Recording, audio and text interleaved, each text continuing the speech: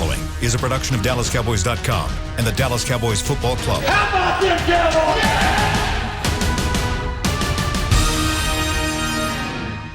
This is Talkin Cowboys. Streaming live from the Dallas Cowboys World Headquarters at the Star in Frisco. First down. Handoff, Elliott plowing to the goal line. Barry, sacked by Lawrence. Prescott keeps it, and he bangs it in for the touchdown. And now your hosts, Isaiah Stanback, Heckma Harrison, Rob Phillips, and Kyle Yeomans.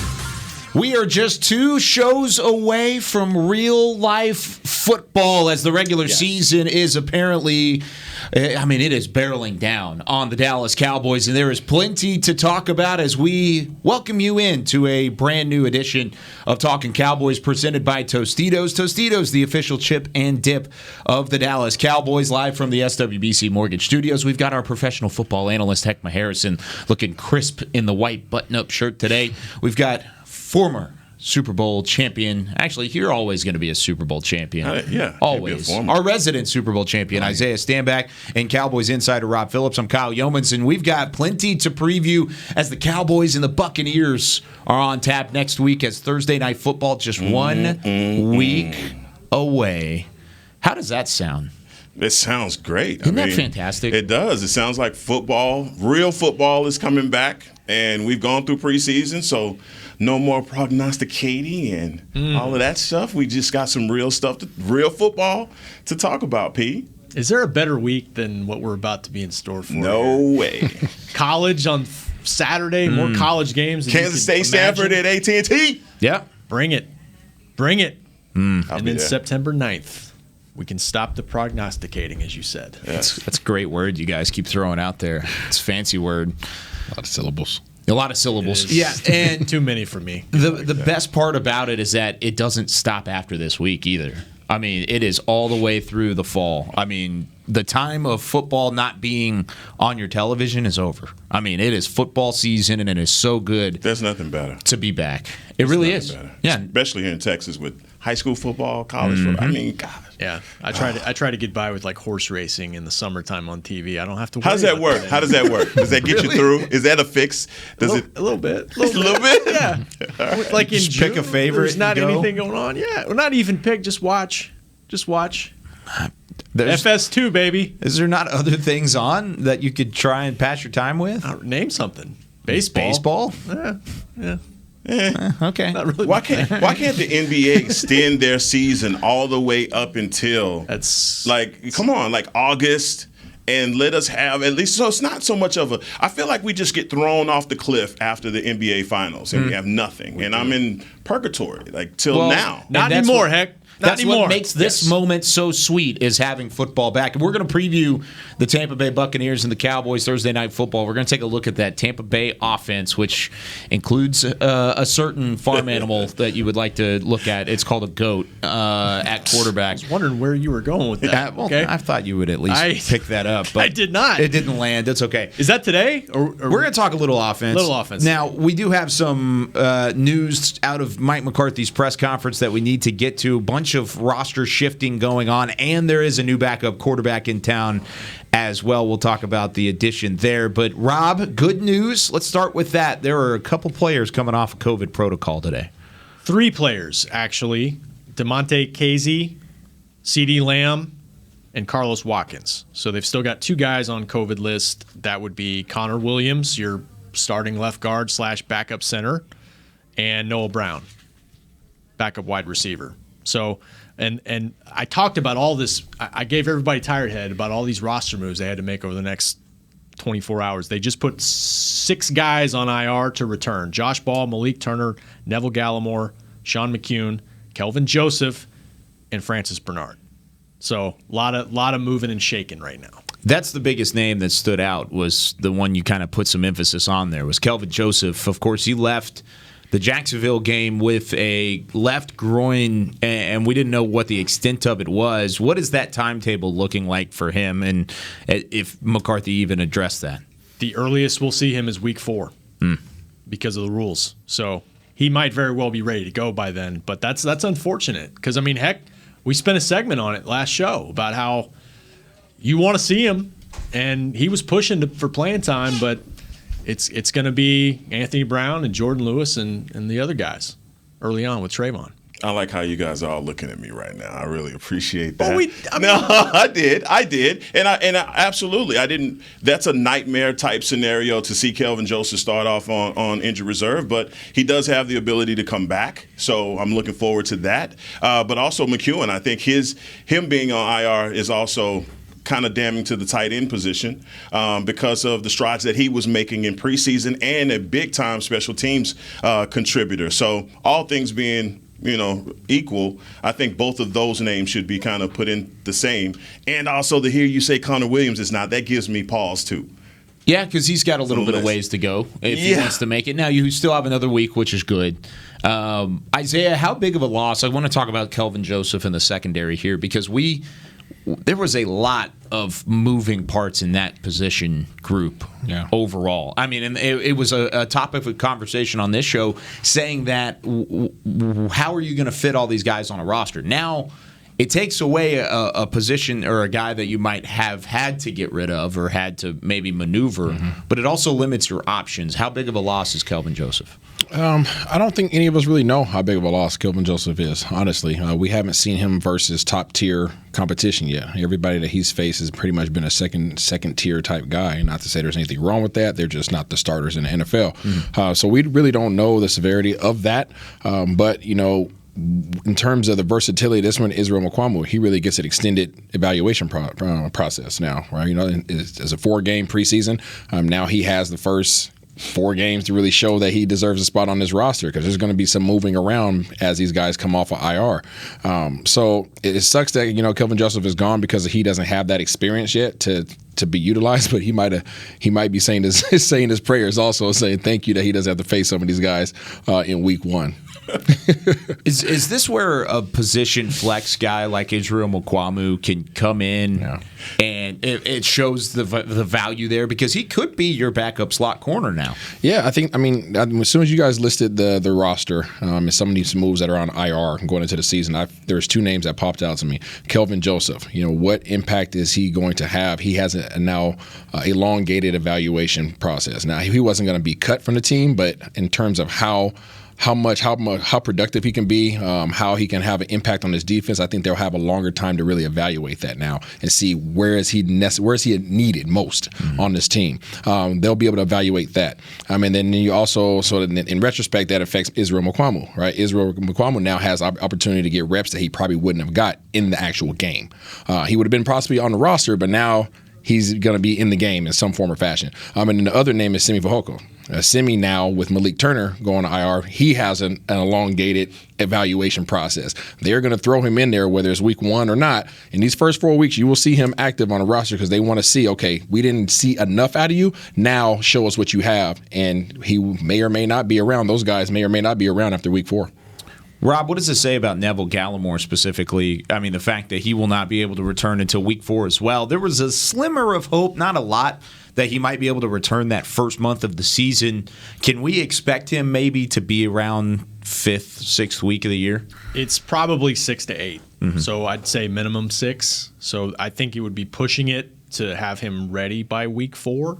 But sometime after that, maybe I have not gotten an update on that, but I think October might be the optimistic look there. We'll see.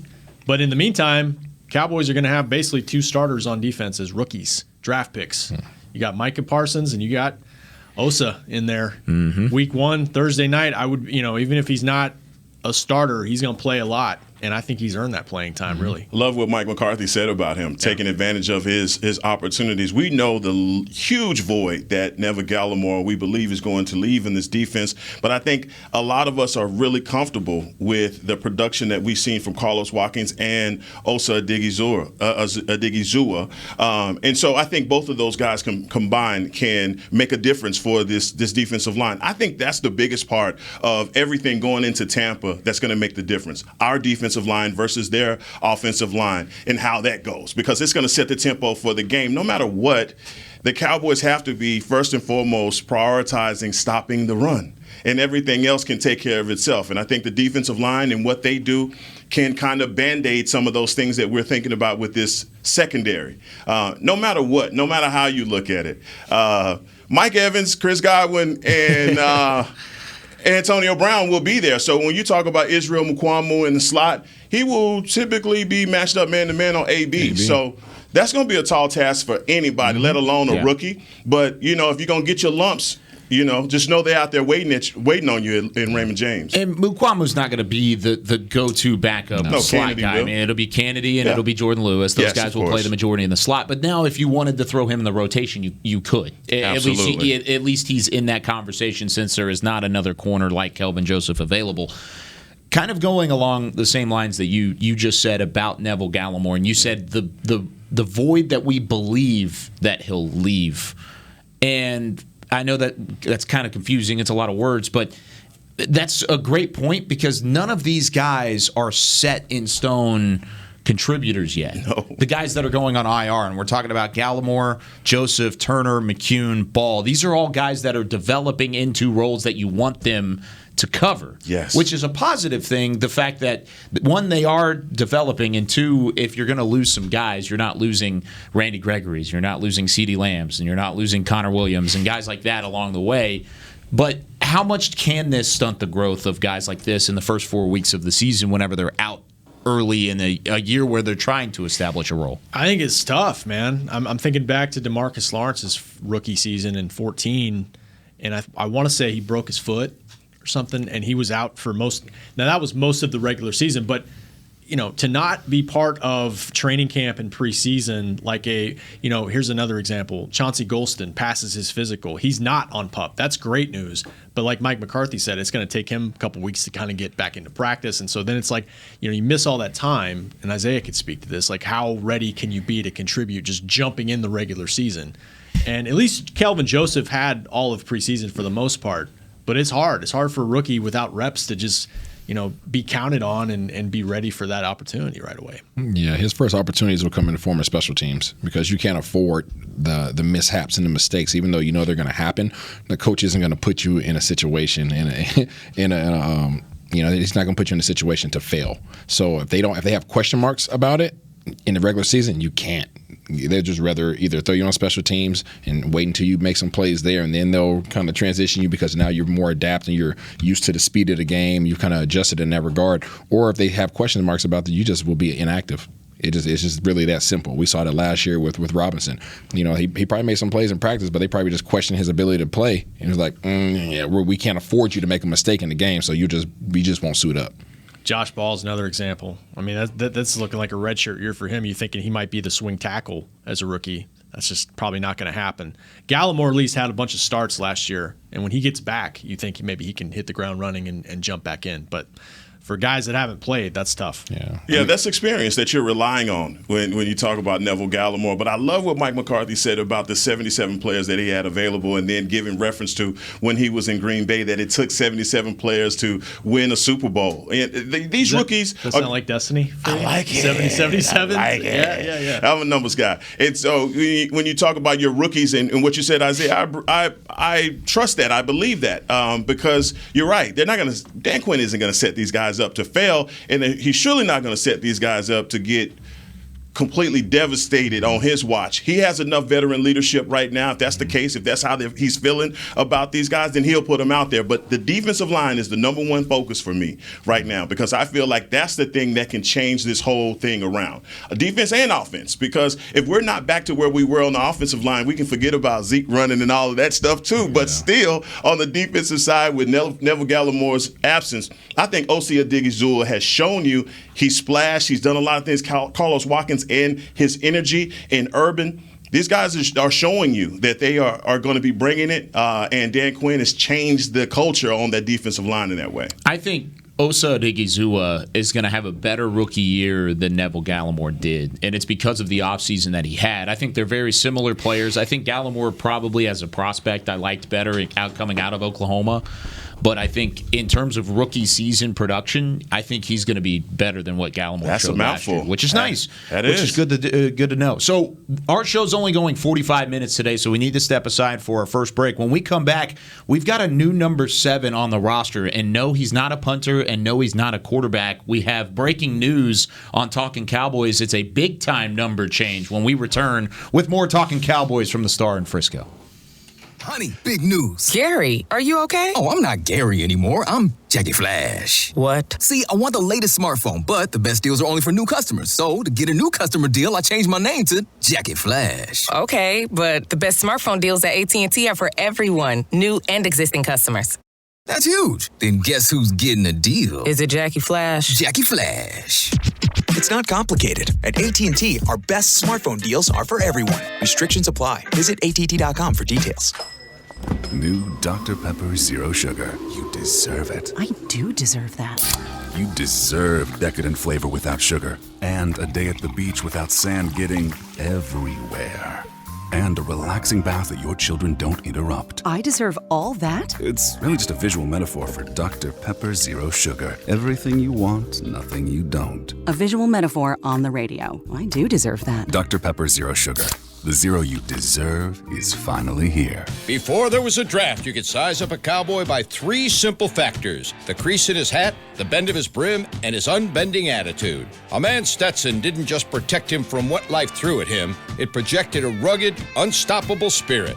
Stetson hats are still American-made with pride right here in Texas. They're still the unofficial crown of all self-respecting cowboys, and Stetson is proud to be on the field with America's team. Find a retailer nearest you at stetson.com/cowboys.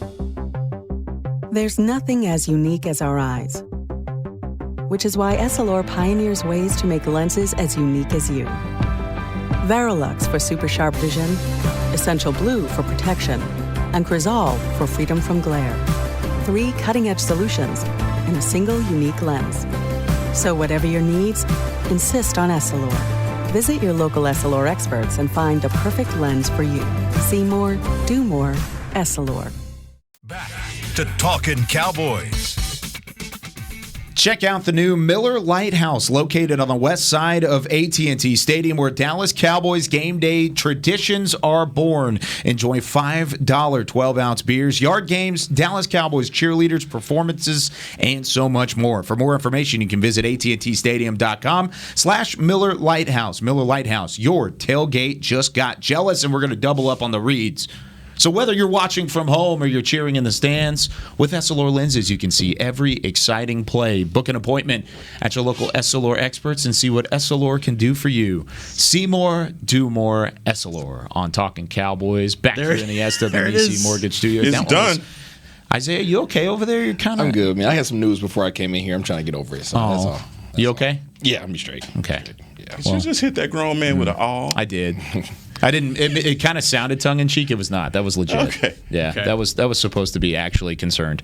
Okay. So we do have a number change. The new number 7, as now Ben DiNucci is not on the roster either. Neither is Hunter Nicewander, nor is Hyra Lahu, who was here for a split second. He was 7. He was 7 too. Now Trayvon Diggs has switched his jersey number. He is number 7. Switches from 27 to 7. That was his collegiate number at Alabama. So This is the biggest news of the day. Nothing gets fans excited like jersey number changes. it is. I'm telling you. Apparently, it's not the only one that's coming either. No. It's apparently there's more that are going to be barreling down. Now, that did he might have be the number biggest 7 one. in college? Yes. Yeah. Yes. Okay, so that's where he's going. Yeah. So, I like one jersey number change, and we do have a new backup quarterback. We're going to talk Will Greer coming up in just a second. But first, let's take a call from our friend Anthony. Anthony from Florida. How's it going? You're on Talkin Cowboys. Hey, how y'all guys doing, man? Doing good. Hey, Heck, Rob, Isaiah, and my dude, Cal. Y'all don't know I'm a loyal hanging with the boys caller. And Cal is my guy. I just wanted to tell him I started back with the calls. It's been over a year and a half. And I'm proud of him and all the accomplishments and all the things I see him doing on Cowboys Network.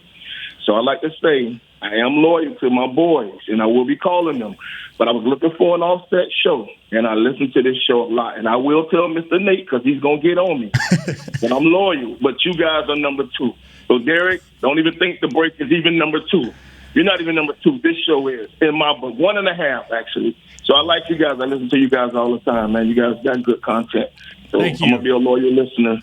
And that's just it, man. Go Cowboys. Look at Derek. Go Cowboys. Derek creating this competition among family. He really is. Maybe it's more Shannon than Derek. And I think Anthony, it is Shannon. Anthony, please tell everybody that we did not pay you to call and say what you just said. No, I'm just joking. They know this voice. This is the real Anthony. They call me the real Anthony. The real Anthony. I bring it on hanging with the boys. Good. Yeah. Well, thank you so much for the compliment. What do you think about the Will Grier signing at quarterback?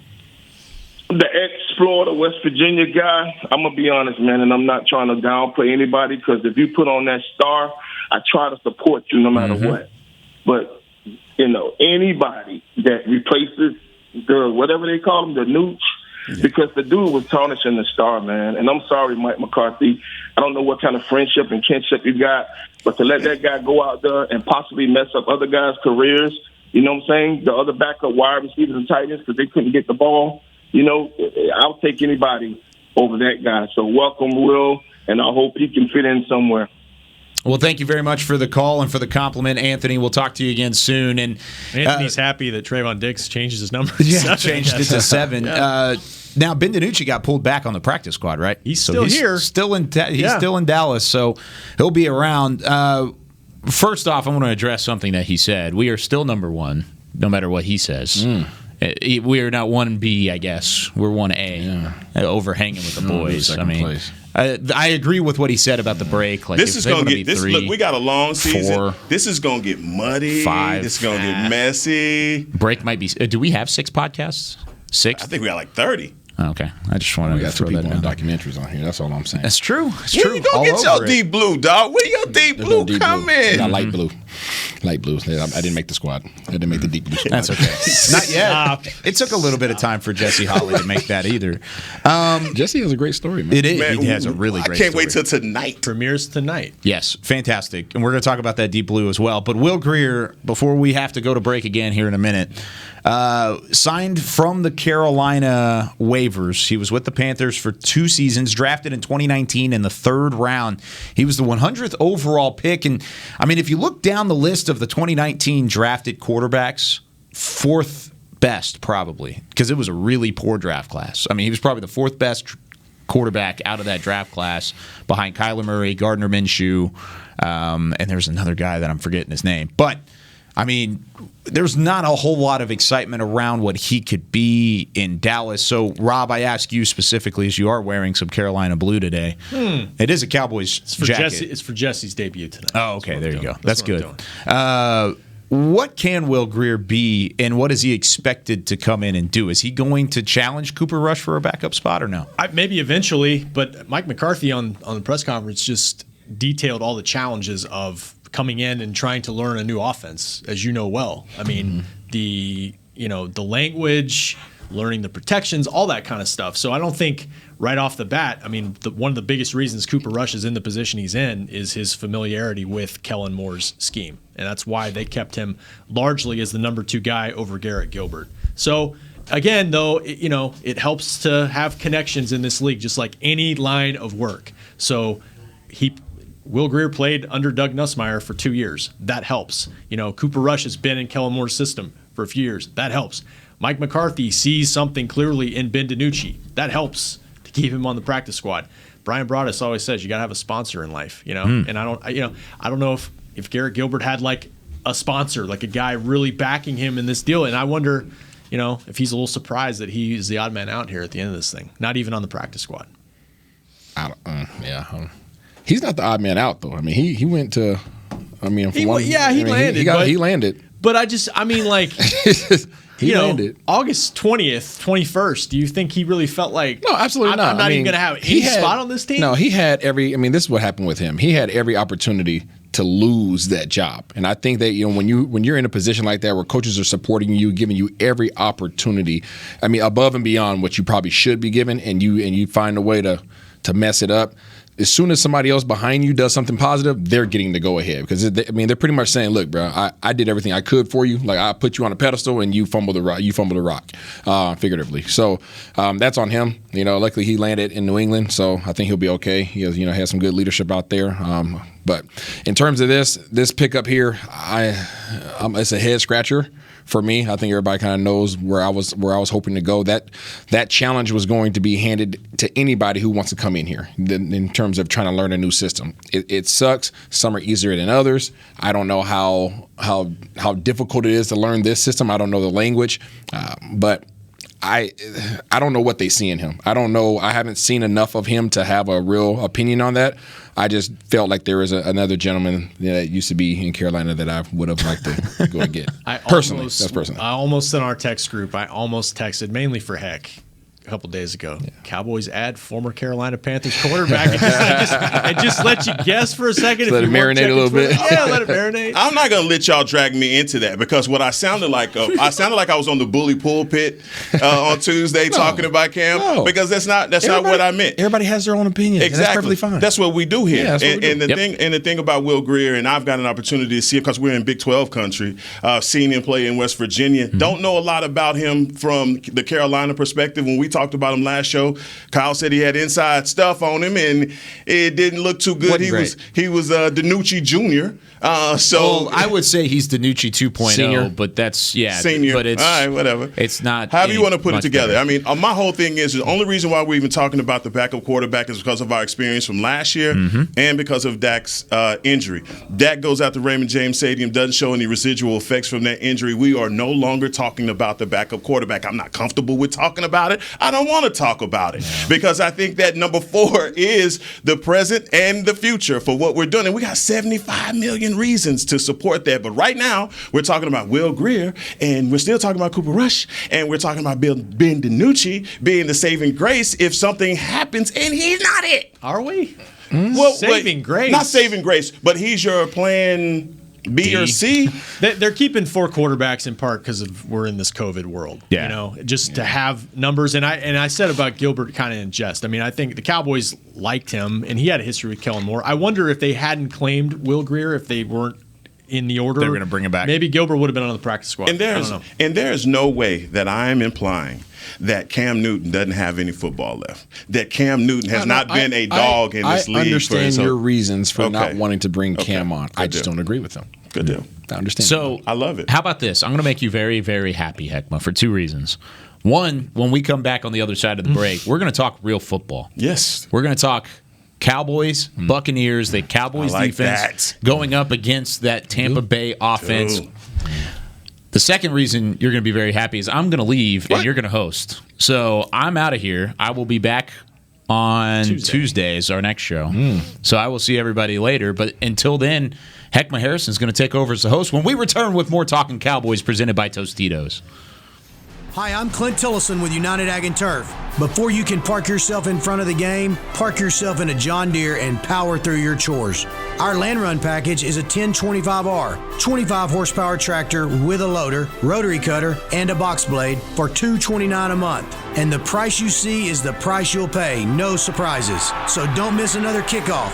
Visit UnitedAgAndTurf.com. Offer ends February 1st, 2021. Restrictions apply. See dealer for details. Now let's get to work. The Cowboys way, where 16 Hall of Famers and 5 championships shows us what success looks like. Where turkey is always the second best part of Thanksgiving Day. Where we are all defined by one single thing, the star. Where we as fans know it's our job to keep the tradition going. Bank of America is proud to be the official bank of the Dallas Cowboys and to support the quest of living life the Cowboys way. Copyright 2020, Bank of America Corporation. Want to use what the pros use? How about the official men's skincare brand of the Dallas Cowboys? Jack Black. Right now, you can get the Jack Black Starter, a curated collection of Cowboys locker room favorites for just $10 with free shipping. The starter includes 4 Jack Black skincare favorites, plus a full-sized intense therapy lip balm. Go to getjackblack.com/Cowboys and use the code word TEAMJB. That's getjackblack.com/Cowboys. The Jack Black Starter, $10, free shipping. Honey, big news. Gary, are you okay? Oh, I'm not Gary anymore. I'm Jackie Flash. What? See, I want the latest smartphone, but the best deals are only for new customers. So, to get a new customer deal, I changed my name to Jackie Flash. Okay, but the best smartphone deals at AT&T are for everyone, new and existing customers. That's huge. Then guess who's getting a deal? Is it Jackie Flash? Jackie Flash. It's not complicated. At AT&T, our best smartphone deals are for everyone. Restrictions apply. Visit att.com for details. Back to Talkin' Cowboys. Welcome back to Talking Cowboys. Kyle has left, and he's about to get Wally pipped by yours truly. Guys, look, we're not going to let this thing fall off the rails because Kyle Yeomans decided to take a meeting at 12 o'clock. But I got good news for you guys. We have some international business to attend to right now because we have a Mr. Philippe in France on the line, and this is an expensive call. So come on, man, we got it. Philippe, how are you, sir? I'm fine. It's so good to talk to you again, you know. I was just making this call just to tell you, you know, I'm a nurse. I'm working in an emergency trauma center department and paramedics. Okay. And all the crews on the different shows, all of you helped me go through this difficult time. With the pandemic, and I thank you.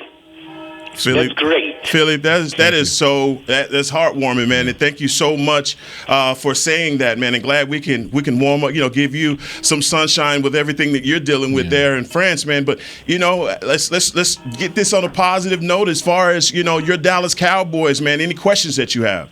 I have no questions. I have just one more thing to say. Yes, sir. Is Tom Brady must tie a pillow below his butt because he will be really, really very often on his butt next Thursday. I like it. Say it with your chest. Say it with your chest, Philip. I like that, man. Go Cowboys, man. I hope your team win, Philip. Man, that is awesome. That's dope. That is dope. Hey, we got fans all over the world, man. That is amazing. And I'm telling you, that's the one thing about being a part of this organization that never surprised me, where Cowboy fans are from. But guys, let's get into some football. Yeah, football. You want to talk? That was my boy Philippe. There you go. All right, here you go. Look, the matchup itself, guys, you have to be thinking about this. It's got to be giving you some sleepless nights, and you're going to have a lot of headliners to write, P. And one of them can be either Tom Brady unleashes his full arsenal on the Cowboys, or woefully outmatched, or the Cowboys surprise the league. Which title do you think you're going to be writing? Is it say it with your chest? Tuesday we're close. We're right there. We're close, Pete. Give me something. I'm not there yet. But I will say this is on paper. This is as good of a challenge as you can imagine. Like in terms of a Super Bowl champ that is returning everybody essentially. Has that happened in the salary cap era? No. I don't know. That presents a lot of hype in itself, and so that's an opportunity for the Cowboys who, they kind of slide in under the radar here, saying, they haven't had the chemistry. They haven't had Dak on the field with some of his guys. CeeDee Lamb, all those guys are now trying to get back into the rhythm here for a couple more days before the game. It's a nice chance to kind of pull the upset potentially Thursday night. I like that. I'm going to cling to that. Pull the upset potentially. It's an opportunity. I don't know if it's going to happen. Isaiah's smirking at me. I don't know if he buys it. But Isaiah, I got a question, and I think this is in your wheelhouse as far as the receivers for Tampa. I mean, they have 3 bona fide, and we haven't even talked about Gronkowski. We hadn't talked about O.J. Howard, and we hadn't talked about playoff Lenny yet, okay? We hadn't talked about any of the things that they've done in the offseason with their running backs or any of that. Man, the matchup itself, when you've had an opportunity to look at your DBs, talk about Brown, Diggs, and potentially Kennedy in a situation, or J. Lou on this receiving core. specifically about our receivers versus their DBs. If they have one weak spot on their defense, I would feel it's their secondary. If there is a weak spot on their defense, on their team, every other position, they outman us. I'm just going to call it out. They outman us in every other position in this game. Even wide receiver. Wow. Even wide receiver. We have some really good wide receivers. Their wide receivers are freaking awesome. They are. And I mean, we have a bona fide number one, obviously, and we have a guy that we're saying is 1B that's coming along. CD, he did well last year. I don't know if we can call him a 1 yet, right? I think he's getting there. They have 2 1s. Let's just call it how it is. I don't care if Antonio Brown's a little bit older. Anybody who lines up against Antonio Brown knows you better strap up. You better strap up because he's going to give you that work. They got Mike Evans. They got Godwin, who will dice you up underneath. And then they have 3 proven tight ends. Yes. 3 proven tight ends. So when we start talking about our defensive backs and, I think when you start talking about Israel Mukuamu, whether or not he was going to make this roster, I think week 1 was on their minds. What happens when they come out in 2 tight ends and 3 wide receivers split out? So it appears as 5 wide, but they got Gronkowski and O.J. Howard out there. Or if they want to keep one end tight, they bring in their blocking tight end, Brate, right? And they leave the rest of the guys out there. And they put O.J. Howard and Gronkowski, and they widen those guys out. They come out in a 3 tight end set. There's so much that they can do because they're so deep at every position.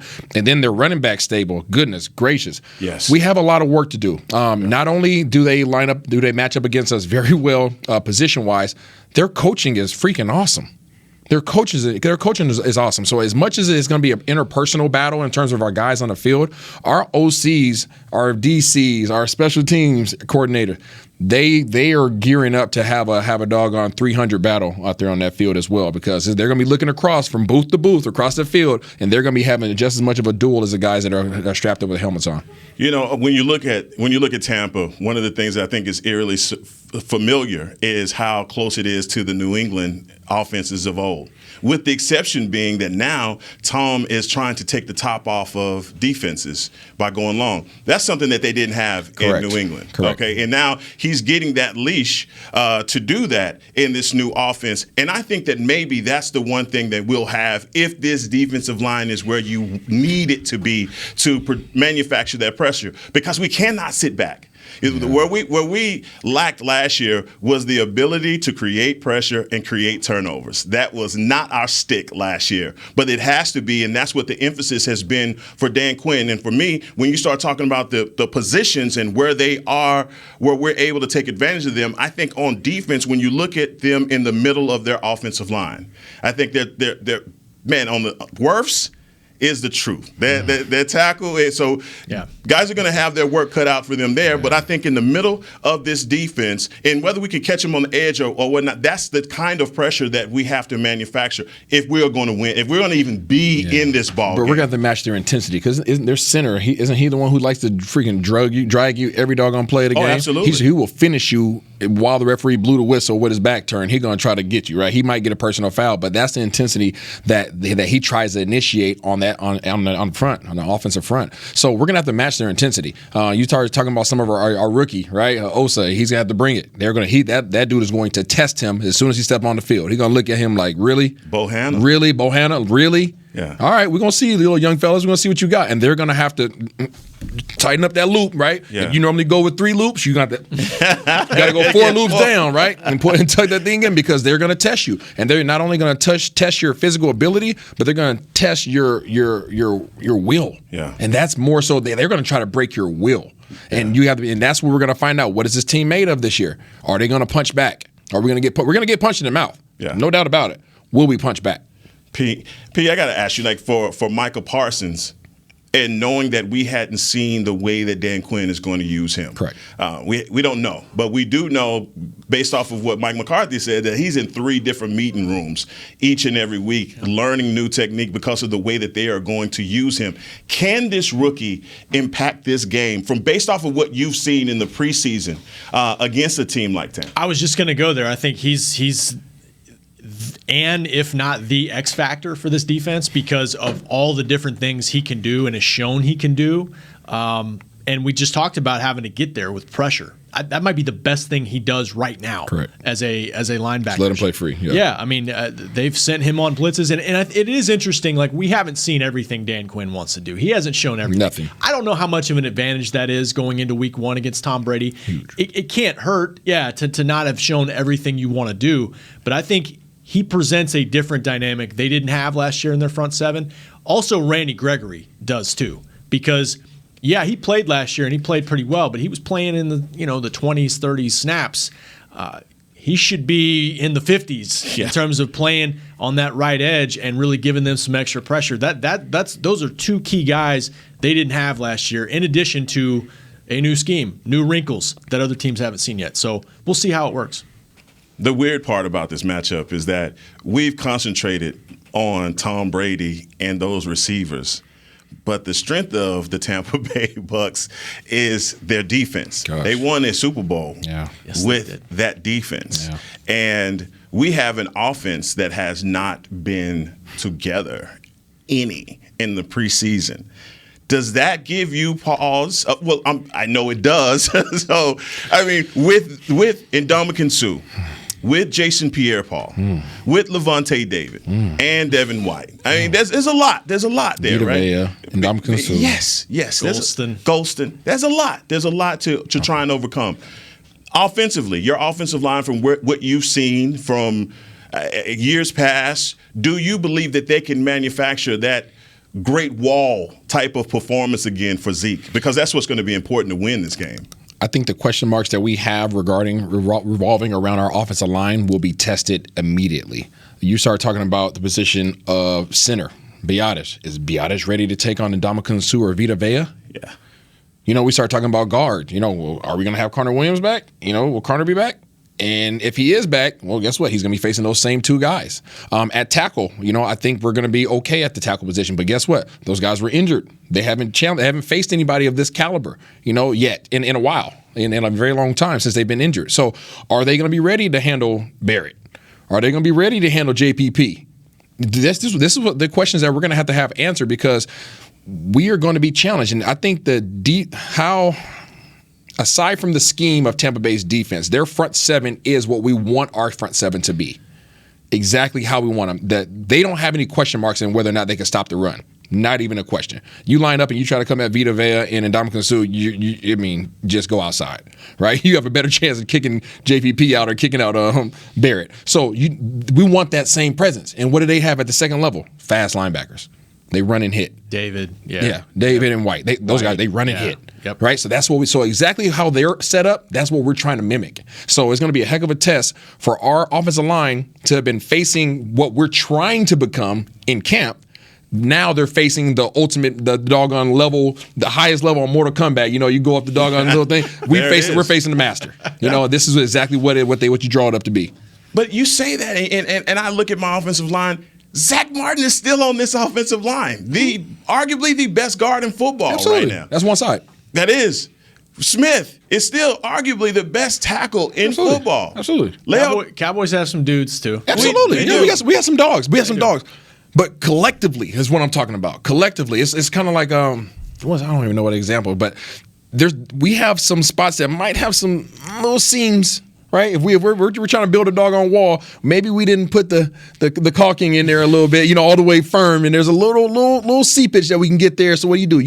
You hit right at that one little spot, right, until you poke a doggone hole. That's what I feel like they're going to try to exploit within our team. And when we start talking about our defense being able to try to get to Tom Brady, we need to find a way for Parsons to get to Brady early, because we need to build his confidence.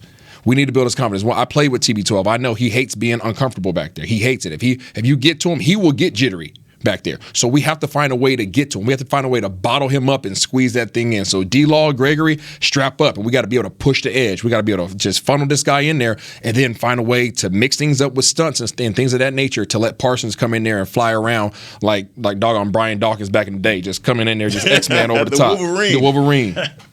One thing to keep an eye on, we mentioned the offensive line for the Cowboys. You mentioned Connor Williams.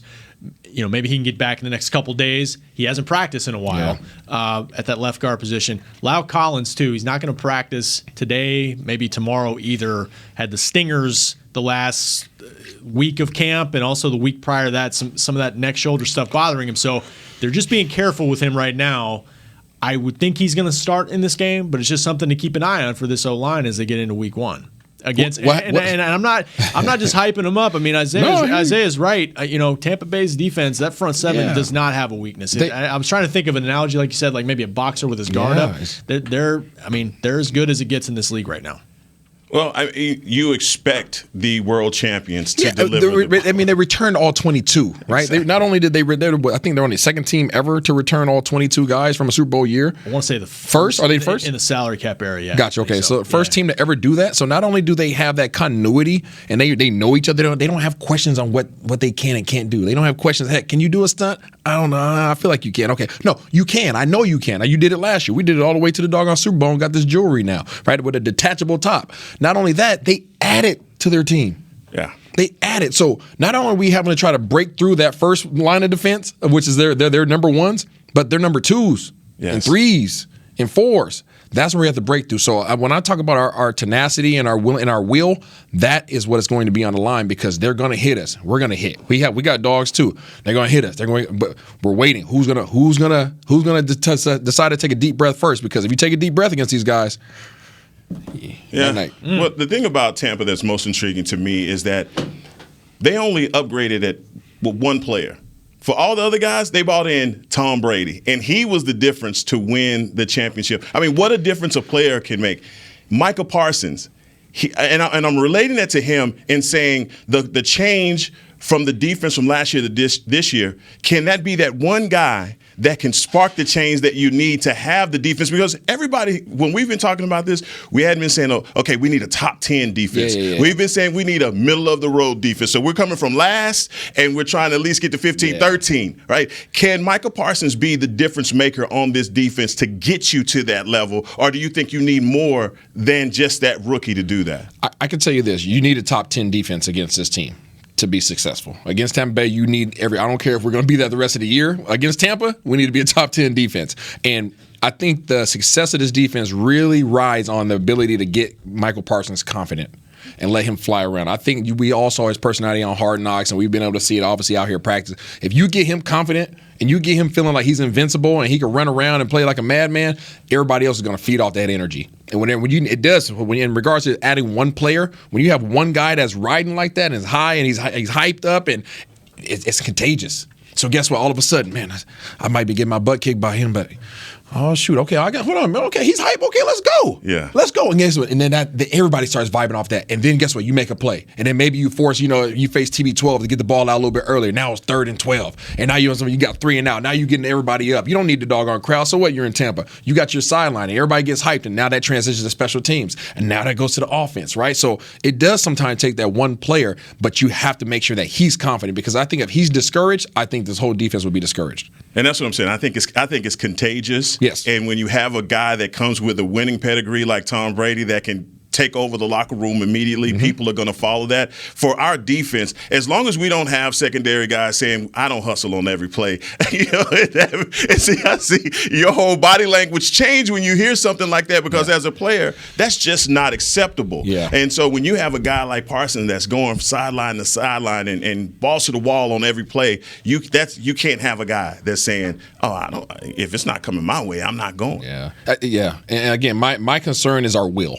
My concern is our will to bounce back, because I foresee Dan Quinn trying to initiate confidence in this defense by what? Bringing pressure, right? Can't sit back. You can't sit back, right? You got to send them, but guess what? When you send them, you leave yourself susceptible to a big play. So when they hit that big play, because it's going to happen, you just hope it doesn't happen repeatedly.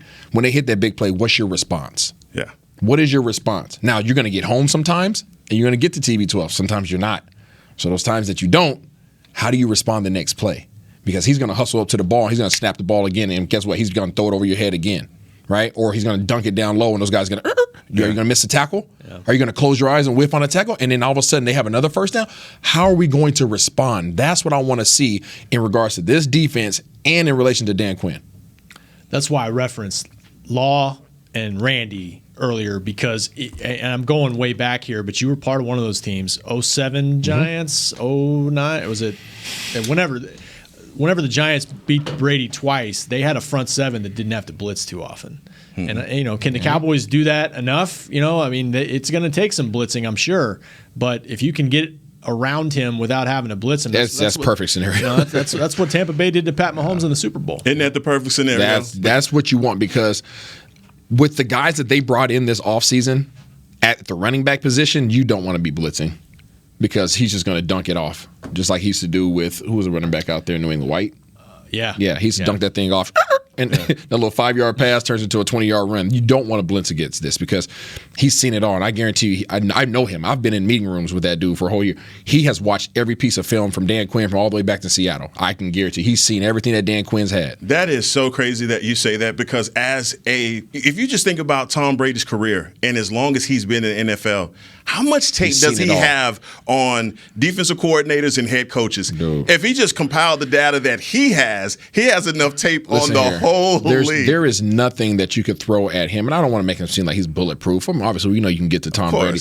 But I have been in the meeting room when I was playing in New England, and we were playing against Rex Ryan, right, in the Jets. And Rex Ryan drew up whatever the heck he wanted to. So I talked about that green book, for the water boy. Rex Ryan used to draw up 1 defensive lineman, 5 linebackers, 5 DBs. And he would load it up with 7 guys on one side. And we used to be in the meeting room watching this and I'm in my head, I'm the young guy on the team in the quarterback room, just trying to understand, okay, now how the heck is he going to block this up? And TB12 would just make it so simple. He's like, we don't have to know who's playing what position. As long as we're on the same page and we're all thinking the same thing, we're successful. Mm-hmm. So guess what? Heck, man, I don't care if that's your doggone defensive lineman. You're the mic. You're the mic, and we're sending our protection that way. I don't care which 5 guys come, block up those guys over there. So he's seen it all. Yeah, he's seen it all. And I used to sit up there with my brain like, how? He doesn't have to be amazing. I just need to be on the same page with my teammates. Well, I tell you what, we're gonna bet a Christmas tree on this game. Because Isaiah's built it up so well. I already know when we go to picking for this game where Isaiah is going. So hey, we put the road out there. But talk about getting home, guys. That's our time without Kyle. And look, we're back on Tuesday after Labor Day. Tuesday at 48-hour rule before the game, baby. Tuesday at 9:00, and for Isaiah Standback, and for Rob Phillips, and for Chris Beam in the back, I'm Heckman Harrison, and this has been Talkin' Cowboys. This has been a production of DallasCowboys.com and the Dallas Cowboys Football Club. How about this, Cowboys? Yeah!